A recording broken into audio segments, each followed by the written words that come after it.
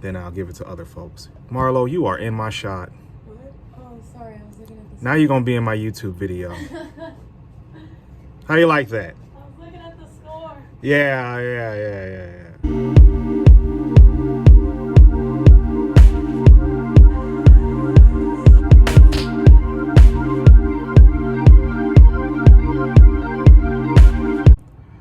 Back again, another Sunday, getting ready for density day, which is the leg pull day. So we're gonna make sure that we don't do anything to load the lower back. We want to keep it strictly on the upper back and lats, and then we want to make sure that we get a good hinge movement in. So another round of stiff-legged deadlifts, some leg curls. We'll get in a quad movement, a couple of quad movements, and then possibly finish off with a reverse hyper or something along those lines.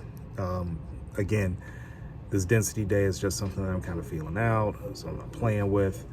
It's not something that I'm probably going to prescribe to a lot of people. But in any event, we are getting ready to go, and let's get on moving. So again, let me keep playing around with this. Give it a couple more weeks. I should have a good handle on it. I've been looking at the Train by JP forums to get an idea of how people are laying it out, and we'll just go from there. I'm probably doing a little bit too much volume on it as far as exercise selection, but we're going to keep on working with it. Okay, starting out with seated leg curls. Again, this is something I'm generally going to start out with.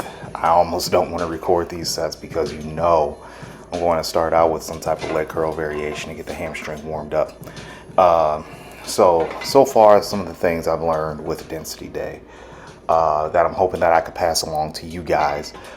If you've ever done full body training, or if you've never done it before rather, this is probably the closest thing you'll get to full body training.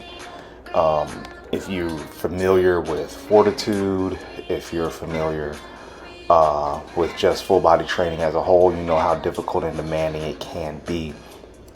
And basically you're training the back half of the body, which arguably for some is some of the more difficult muscles to train, some of the more difficult muscles to connect with. So if you don't have that type of mind muscle connection where you can train legs and back on the same day with multiple exercises, I don't advise that you get into this type of training. That's the first thing. But the second thing is kind of a caveat. If you are interested in doing this type of training and you want to leave yourself room for mistakes, then you can allow yourself that type of room to be able to make those mistakes. Another thing that I've noticed is that this is not geared towards volume training, okay? This is very much a low volume type of training sequencing.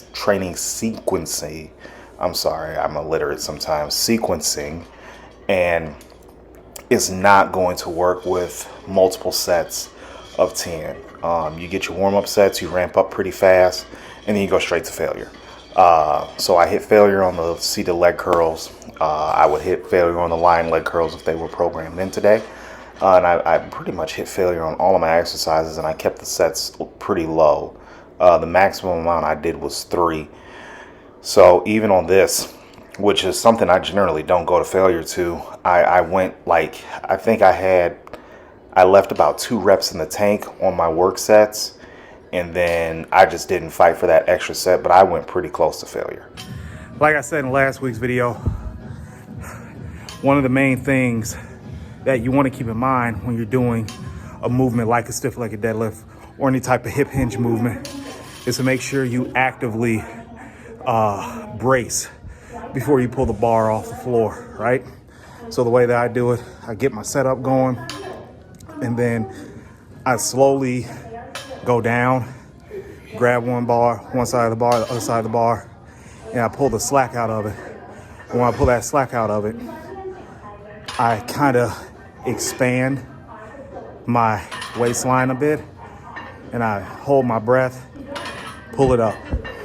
I want to make sure that I'm not jerking or anything like that, because the last thing I need is some type of low back injury, right? And they're easy to get on movements like these. So again, working to get into a higher rep range rather than a higher load. And we're going to slowly progress up as the weeks go on.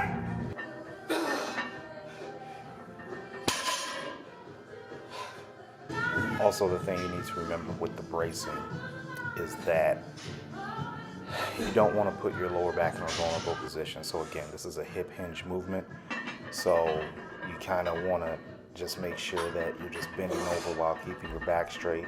Push your butt back a little bit and make sure that you're not putting yourself in a very compromised position where injuries can occur. This is a very easy exercise to injure yourself on, especially if you're an older adult or have a vulnerable lower back.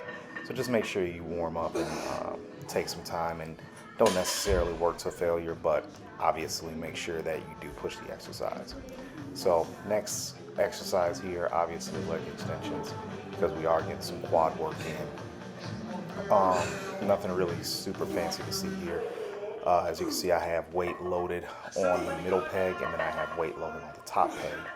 So with the middle portion of with the middle peg, that's going to affect the motion that as you come up, it gets a little bit more difficult. Where the top peg comes in is that when you do your eccentric is loaded. Most machines don't really have that option where you can load the eccentric. But with Prime machines or Strive machines, if you do have access to them, you are able to load the portion of the eccentric, which actually is a pretty good thing to do. So I only went up to about 2 plates and a quarter on the middle peg and just kept it at 25 on the top. My knees were already kind of bothering me when I went into the gym. So, and believe it or not, this is one machine that is a little rough on my knees.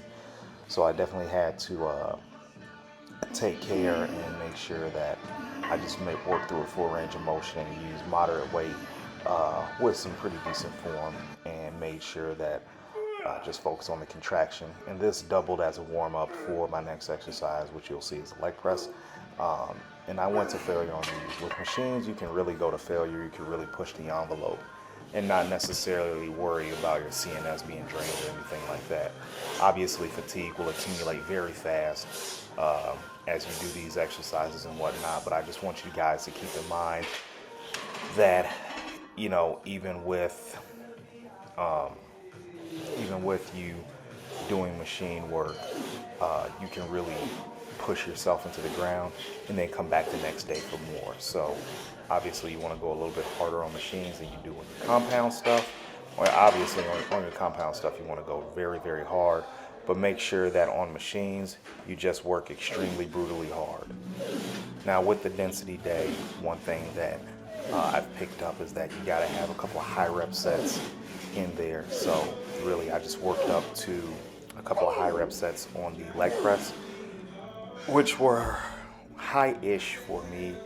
I wanted it in the 20 range, but that 5 plates proved to be a little bit more difficult than what I thought it would be.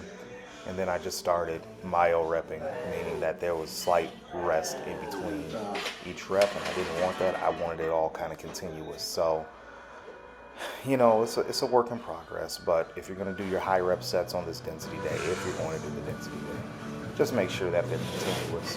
So know that there has to be a certain level of fitness for you to be able to accomplish that. It's a little tough, and you know, Jordan goes into it quite a bit about how fitness has actually helped his off-season bodybuilding, because he does plan on hitting the stage, I believe, this year. But remember, fitness will play a role in your bodybuilding off-season, so make sure that you're fit enough to get through those high rep sets. All right. Now that we're done with legs, we are going to move on to back. Forego the reverse hyper today and just went straight to back. So now we're warming up with some grip lat pull downs. Probably one of my more favorite movements to do for back. I know it's fallen out of vogue with the lat bias crowd and all that. I mean, there's a place for that, but also at the same time, don't negate the effectiveness of pull downs. But in any event, worked up to 2 heavy sets, and they were around about 12 to 15 reps apiece. That set me up good for the chest supported row. Now, a couple of cues that you want to keep in mind when you're using the neutral grip lat pull downs, that you want to drive your elbow straight down. Keep in mind, this is an upper back movement. You'll get some lat in there, but it definitely won't be the main exercise. It won't be the main muscle you'll be hitting. So that's something to keep in mind. I kept the weight moderate at about 190 pounds, and I just really worked to failure in that 12 to 15 rep range. If you're an older individual or you just want to change up, it's very important for you to vary those rep ranges rather than just load, which is something that I know a lot of people do. But keep in mind that varying rep ranges can help your muscular development. So now we're moving on to chest supported rows, which is, I don't remember a time where I'm not doing these. So pick the overhand grip and just went to town on it. And then for my work set, I think I did about 3 plates. My feeder sets were around about 5, but my work sets, they went for about 3 plates. And then as you can see here, my cluster set did about 4 sets of 6 reps.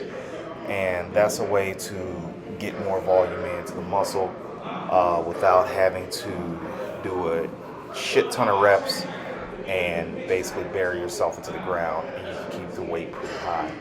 So I went ahead and just did a neutral grip and just really went to work, and that was more of a lat bias, quote unquote, grip. So really wanting to build the back up, really wanting to work hard on this density day. Shows are won from the back, so if you can really beef up your back, you can really get stronger on a lot of these movements.